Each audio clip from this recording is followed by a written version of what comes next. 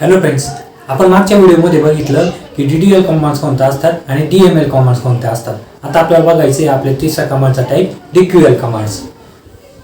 DQL command बरोबर. DQL मध्ये कोणत्या कमांड येतात? याच्यामध्ये फक्त एकच कमांड येते, सिलेक्ट. सिलेक्ट म्हणजे काय? आतापर्यंत आपण काय केलं, DDL कमांड मध्ये टेबल बनवला बरोबर, टेबलवर ऑपरेशन केले किंवा स्कीमावर ऑपरेशन केले. त्याच्यानंतर आपण DML कमांड्स बघितल्या. DML कमांड्स मध्ये आपण काय बघितलं की डेटावर आपण डेटा कसा टेबलमध्ये इन्सर्ट करायचा, त्याच्यानंतर तो कसा मॉडिफाईड करायचा, त्याच्यानंतर त्याच्यातला काही डेटा डिलीट कसा करायचा हे बघितलं. पण आता आपली रिक्वायरमेंट थोडी वेगळी आहे. आता आपल्याला जो डेटा आपण इन्सर्ट केलेला आहे किंवा मॉडिफाईड केलेला आहे तो आपल्याला रिट्राईव्ह करायचा आहे. म्हणजे टेबलमधून जर डेटा आपल्याला रिट्राईव्ह करायचा असेल, आपण सपोज हा डेटाबेस आहे आणि डेटाबेस मधून काही डेटा रिट्राईव्ह करायचा असेल तर आपण कोणती कमांड यूज करणार? सिलेक्टची कमांड यूज करणार बरोबर. तर आपण याचा सिंटॅक्स बघू, सिंटॅक्स आणि एक्झाम्पल बघू. त्याच्या अगोदर आपला तो टेबल, स्टुडंट टेबल आपण रेफरन्स साठी घेऊ. इथं सपोज आपल्या स्टुडंट टेबल मध्ये 3 कॉलम होते, SID, नेम आणि ऍड्रेस.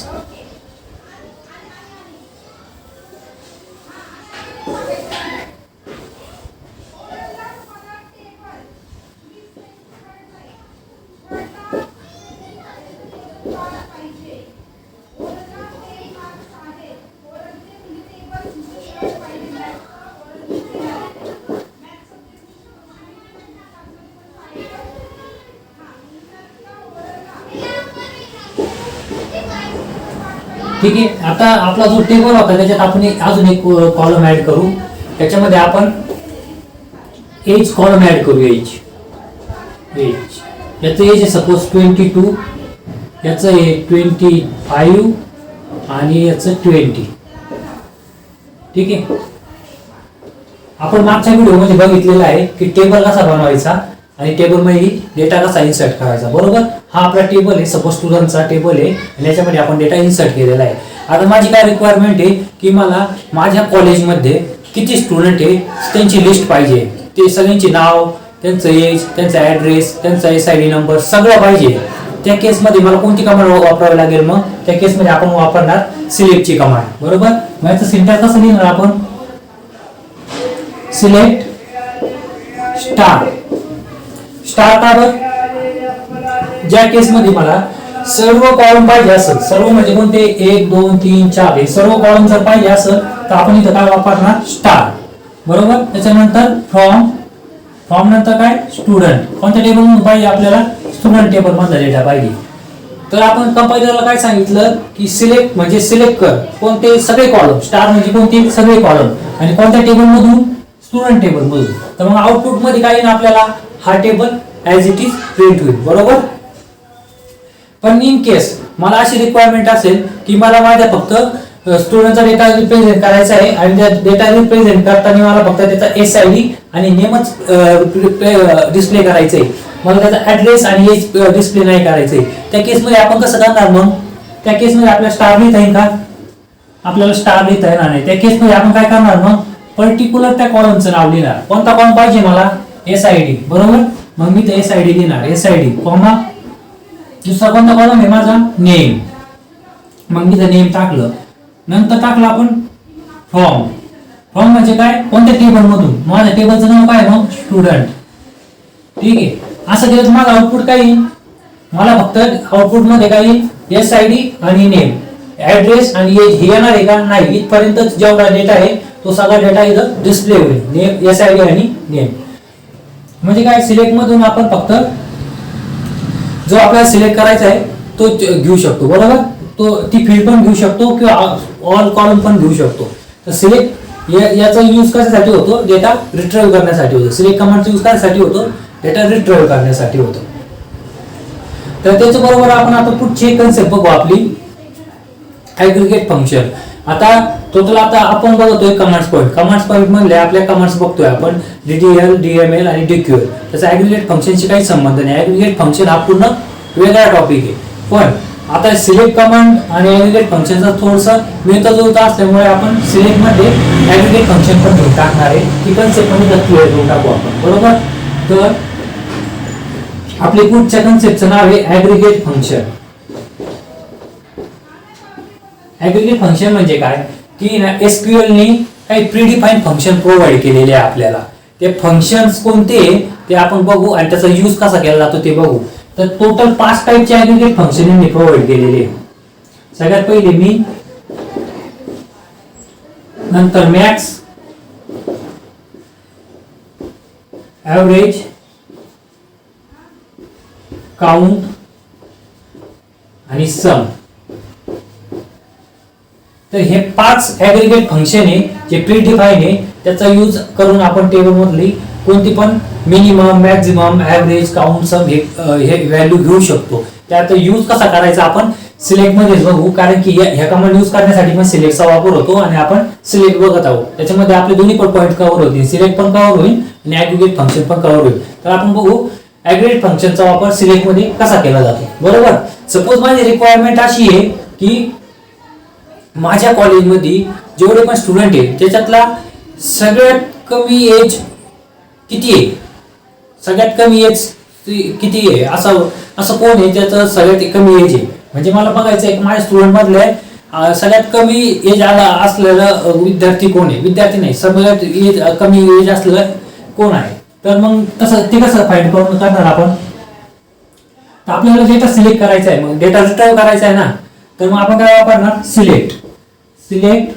आता मला काय पाहिजे, मीन पाहिजे. सगळ्यात कमी म्हणजे कोणता वापरणार आपण फंक्शन इथं मीन. बरोबर. आणि इनटू ब्रॅकेट मीन नंतर कॉलमचं नाव द्यायचं. आपल्या कॉलमचं नाव आहे, आपल्याला काय पाहिजे, सगळ्यात कमी एज पाहिजे. बरोबर. त्याच्यामुळे आपण इथं काय वापरणार, एज. बरोबर. सिलेक्ट मीन एज फ्रॉम कोणत्या टेबल मधून, आपल्या टेबलचं नाव टाकणार आपण स्टुडंट. बरोबर. मग इथे येईल तो आपला कंपायलर हे याच्यासोबत सगळ्यासोबत कम्पेअर करून नंतर त्याला फाइंड आउट होईल. ते सगळं प्रीडिफाईन फंक्शन असल्यामुळे ते इंटरनली एक्झिक्युशन होईल आणि त्याला इंटरनली फाइंड होईल की 20 हे सगळ्यात कमी एज आहे. बरोबर. मग आपल्या आउटपुट मध्ये काय आउटपुट येईल आपल्याला, आपला आउटपुट काय असेल, मीन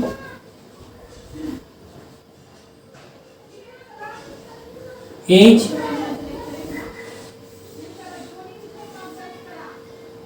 किती आहे, 20. आउटपुट काय दिसन आपल्याला, ही क्वेरी जर एक्झिक्यूट केली तर आपल्याला आउटपुट काय दिसन, मीन एज 20. म्हणजे काय, सगळ्यात कमी एज असलेलं कोण आहे, 20 आहे. बरोबर. सगळ्यात कमी एज किती आहे, 20 आहे आपल्या टेबल मधलं. तसंच आपण मॅक्सचे पण फाइंड करू शकतो.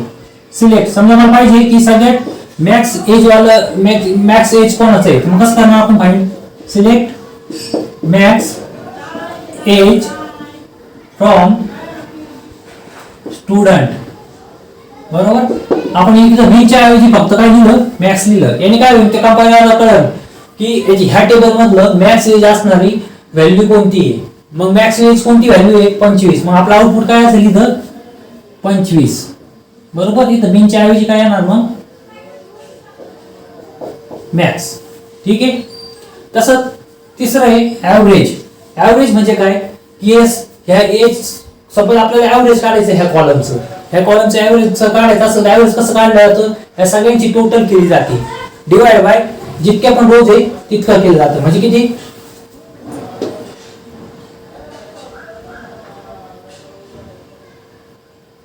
67 डिवाइड बाय 3.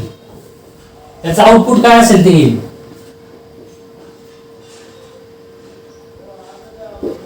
ठीक आहे. त्याचं आउटपुट 22 आलं. आपण इक्वेशन कशी घेणार, select average age from student.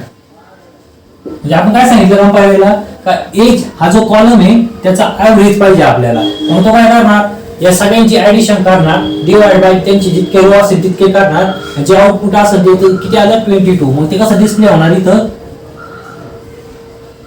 AVG average आणि ऍव्हरेज किती आले याचं, 22. ठीक आहे. मग इथं ऍव्हरेज पण डिस्प्ले करू शकतो. तसंच आपण काउंट पण करू शकतो. काउंट कसं करणार आपण, सपोज मला काउंट करायचं आहे की पुण्याचे किती विद्यार्थी आपल्या कॉलेजमध्ये ऍडमिशन घेतलेले आहे, ज्यांचा ऍड्रेस पुणे आहे, असे किती विद्यार्थी आपल्या कॉलेजमध्ये ऍडमिशन घेतलेले ते आपल्याला काउंट करायचे. मग काउंट कसं करणार आपण, त्याला क्वेरी कशी लिहिणार आपण, सिलेक्ट काउंट काय करायचं आपल्याला, तर 1 टाकणार from student where address equal to Pune. आता इथे बघा आपण ऍड्रेस आहे ना सिंगल कोट मध्ये टाकलेला आहे. का बरं, कारण की हे कॅरेक्टर आहे, न्यूमेरिक व्हॅल्यू असली तर आपण इथं सिंगल कोट याला देत नसतो, पण हे कॅरेक्टर असल्यामुळे आपण काय करणार, याला सिंगल कोट मध्ये सांगणार की बाबा इथे जा आणि ऍड्रेस मध्ये चेक कर, ज्यांचा ऍड्रेस पुणे आहे असे सगळे विद्यार्थ्यांचा काउंट सांग किती. मग त्या केस मध्ये कंपायलर काय करणार, सिलेक्ट काउंट, असं समजलं की काउंट करायचं आपल्याला, मग तो इथे आउटपुट मध्ये टाकणार काउंट. बरोबर, काउंट. त्याच्यामध्ये आपण काय सांगितलं त्याला, फ्रॉम स्टुडंट, मग तो स्टुडंट टेबलवर गेला. तिथं काय सांगितलं आपण, स्टुडंट टेबल मध्ये जा आणि तिथं ऍड्रेस पुणे असेल अशा विद्यार्थ्यांचा काउंट कर. तर इथं आला तो, इथं आला, चेक केलं त्यांनी, पहिल्या स्टुडंट टेबलवर आला, पहिली रो त्यांनी चेक केली, ऍड्रेस पुणे आहे का, आहे, मग त्यांनी काउंट मध्ये किती टाकला, 1. बरोबर. दुसऱ्या रोला आला, इथं ऍड्रेस पुणे आहे का, नाही, मग यांनी रो काउंट केली का, नाही. परत तिसऱ्या रोला आला, इथं ऍड्रेस चेक केला, इथं पुणे आहे का, नाही. बरोबर. डेटा संपला मग त्याच्याकडे काउंट किती राहिला, 1च काउंट. मग इथं काउंट मध्ये किती डिस्प्ले होणार, 1. कळलं. तर सिलेक्ट काउंट म्हणजे आपण काय करतोय, काउंट करतोय. आता इथं बऱ्याच वेळेस काय होतं, आपण काही इथं स्टार पण वापरतात, तर स्टार वापरलं तर ते क्युरी एक्झिक्यूट व्हायला खूप वेळ लागते. का बरं, कारण की स्टार म्हणजे काय, आपण सगळे कॉलम घेतो तो आणि त्याला काउंट करताना पण एकच घेतो. बरोबर. तर सगळे कॉलम काउंट करण्यापेक्षा आपण काय सांगणार त्याला, कोणता पण एकच कॉलम काउंट कर, SID काउंट कर, काय प्रॉब्लेम नाही. सगळे कॉलम काउंट करण्यापेक्षा एकच काउंट कर, म्हणजे त्याचा वेळ एक्झिक्युशनचा कमी होतो आणि त्याचं जे आन्सर असेल ते फास्ट रिट्राईव्ह होतं. त्याच्यामुळं आपण इथं 1 टाकतो. जर स्टार वापरलं तर काय होईल, ही क्युरी एक्झिक्यूट व्हायला, सपोज याच्यामध्ये 10 लाख डेटा आहे, तर 10 लाख डेटासाठी जर आपण स्टार टाकला तर ते खूप वेळ घेईल, आणि जर हे टाकला तर ही क्युरी कमी वेळामध्ये एक्झिक्यूट होईल, आपल्याला आउटपुट डिस्प्ले होईल. म्हणून आपण काय टाकणार, 1 टाकणार. बरोबर. 1 टाकू शकता किंवा तुम्ही स्टार पण टाकू शकता, पण आपण प्रेफर करायचं काउंट नंतर आपण 1च टाकणार. बरोबर. त्याच्यानंतर हे पुढचं फंक्शन आपल्याला सम म्हणजे समोरूनच कळतं की आपल्याला कसली पण सम करायची असेल तर या सम या फंक्शनने आपण करू शकतो. सपोज माझी रिक्वायरमेंट काय आहे की मला जे पण ऍव्हरेज एज टेबल आहे त्यांची सगळ्यांची सम करायची, ह्या कॉलमची सम करायची मला. तर मग मी समला कसं लिहिणार, मग सिलेक्ट सम, कोणत्या कॉलमची सम करायची मला, एज कॉलम कोणत्या टेबल मध्ये, स्टुडंट, म्हणून इथं काय लिहिणार मी, स्टुडंट. बरोबर. Select sum age from student, मग काय होणार, त्याला कळणार की स्टुडंट टेबल मधला जो एज कॉलम आहे त्याची सम करायची. मग तो कंपायलर इथे येणार स्टुडंट कॉलमला, स्टुडंट टेबलला, त्याच्यानंतर तो इथे आल्यानंतर एज मध्ये येईल, एज कॉलम मधल्या सगळ्यांची ऍडिशन करणार. ऍडिशन किती आली, 67. बरोबर. मग आउटपुट मध्ये काय येईल आपला, आउटपुट सम 67. आउटपुट कसं दिसेल आपल्याला, 67. बरोबर. तर तसे आपण हे 5 ऍग्रीगेट फंक्शन बघितले. ऍग्रीगेट फंक्शनचा यूज काय होतो, टेबल मधून आपल्याला मीन, मॅक्स, ऍव्हरेज, काउंट, सम हे जर व्हॅल्यू फास्ट मध्ये काढायचे असेल आपण यांचे प्रीडिफाईन फंक्शन वापरून काढू शकतो. तर आता आपण जेवढं पण आता हे SQL मधलं बघितलं, सिलेक्ट स्टेटमेंट डिक्लेअर बघितलं, त्याच्यानंतर ऍव्हरेज ऍग्रीगेट फंक्शन पण बघितले, याचा आपण आता प्रॅक्टिकल करून बघू.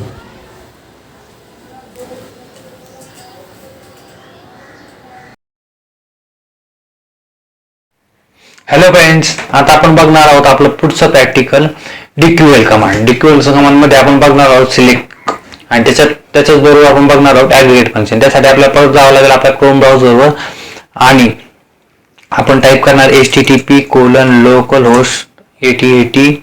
इथे युजर नेम टाकणार आपण सिस्टीम, पासवर्ड जो आपण इन्स्टॉलेशनच्या वेळेस टाकला होता तो जे 2022.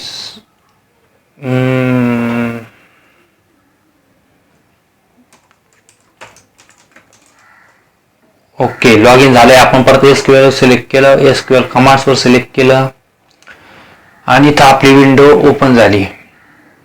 आता आपल्याला बघायचं आहे की आपल्याकडं आपण माझा स्टुडंट डिटेल्स टेबल क्रिएट केला होता, त्याच्यामधून जर आपल्याला डेटा फेच करायचा असेल, DQL कमांड कशी आपण यूज करते ते बघायचं आपल्याला. तर इथं आपण बघितलं होतं की आपल्या टेबल आपल्याकडे आहे, तर टेबलमध्ये कोणकोणत्या रो आहे, किती किती डेटा आहे ते जर बघायचं असेल तर आपण कसं बघणार, select star from student details, बरोबर. तर याच्यामुळे काय होईल, सिलेक्ट कमांडमुळे स्टुडंट डिटेल मध्ये जेवढा पण डेटा असेल तो आपल्याला इथं फेच होईल आणि डिस्प्ले होईल, बरोबर. इथं बघू शकतो आपण आपल्याकडे टोटल स्टुडंट डिटेल्स मध्ये 4 रोज आहे आणि 4 पण रोज आपल्याला इथं दिसत आहे. आता आपल्याला काय करायचं आहे की आपल्याला 4 डेट रो मधल्या फक्त मला 2च कॉलम डिस्प्ले करायचे. त्या स्टुडंटचा त्या स्टुडंटचा नेम आणि ऍड्रेस प्रिंट करायचा आहे मला, त्याचं एज आणि SID प्रिंट नाही करायचा. ते केसमध्ये आपण कसं करणार, आपण लिहिणार सिलेक्ट जे कॉलम लागतात ते. आता मला लागतं फक्त त्या स्टुडंटचा नेम आणि त्याचा address, name comma address from student details. Command select केली, रन बटनावर क्लिक केलं तर इथं बघू शकता तुम्ही आपल्याला फक्त 2च कॉलम भेटलेले आहे, नेम आणि ऍड्रेस. तर अशा प्रकारे आपण जे कॉलम पाहिजे ते इथं सिलेक्ट मध्ये टाकू शकतो, बरोबर. तर आता आपल्याला बघायचं आहे आपले ऍग्रीगेट फंक्शन. टोटल आपल्याकडे 5 टाईपचे ऍग्रीगेट फंक्शन होते, त्याच्यातलं आपण सगळ्यात पहिले बघू मिनिमम. आपल्याकडे 5 टाईपचे कोणते ऍग्रीगेट फंक्शन होते, मीन, मॅक्स, ऍव्हरेज, सम, काउंट. ठीक आहे, तर आपण सगळ्यात पहिले बघू मिनिमम. म्हणजे मला जर बघायचं असेल सगळ्यात कमी एज कोणता आहे या टेबलमध्ये, तर आपण कसं करणार, त्याला सिलेक्ट मीन, कॉलमचं नाव, आपल्या कॉलमचं नाव काय आहे, एज फ्रॉम, टेबलचं नाव, फ्रॉम नंतर टेबलचं नाव स्टुडंट डिटेल्स,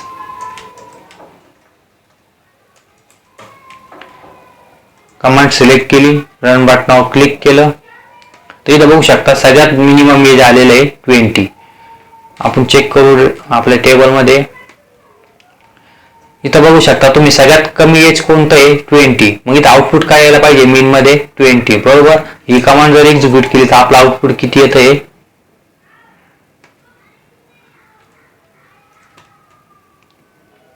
20. इथं मीन एज किती आलं, 20. आता तसंच आपल्याला मॅक्स करायचं असेल तर आपल्या टेबलमध्ये मॅक्स एज किती आहे, आपल्या टेबलमध्ये इथं बघू शकता 27 आहे. मग आपण सपोज अशी कमांड लिहिली, select max into bracket age from student details. तर इथं आपल्याला काय भेटन, मॅक्स एज भेटन. मॅक्स एज किती आहे, 27. म्हणजे आउटपुट मध्ये किती आलं पाहिजे, मॅक्स एज 27 आलं पाहिजे. आपण कमांड सिलेक्ट केली, रन बटनावर क्लिक केलं, इथं बघू शकता तुम्ही मॅक्स एज 27 आलेलं आहे आउटपुट मध्ये, बरोबर. तसंच आपलं पुढचं फंक्शन काय आहे की काउंट करायचं आपल्याला, ठीक आहे ना.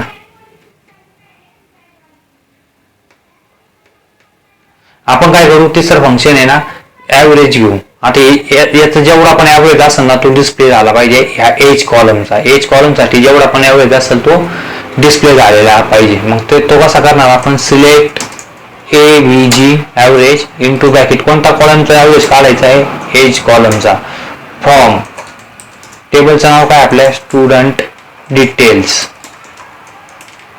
मग आपण कमांड सिलेक्ट केली आणि कमांड एक्झिक्यूट केली तर आपल्याला ऍव्हरेज किती भेटला याचा, त्या एज कॉलमचा 23.5. आता आपल्याला समजा एज कॉलमची सम करायची असेल, हा जो एज कॉलम आहे याचे जर सम करायचे असेल तर आपण कशी करणार ती सम, सिलेक्ट सम इंटू ब्रॅकेट AVG आपल्या कॉलमचं नाव टाकणार आपण इथं H फ्रॉम आपल्या टेबलचं नाव स्टुडंट डिटेल्स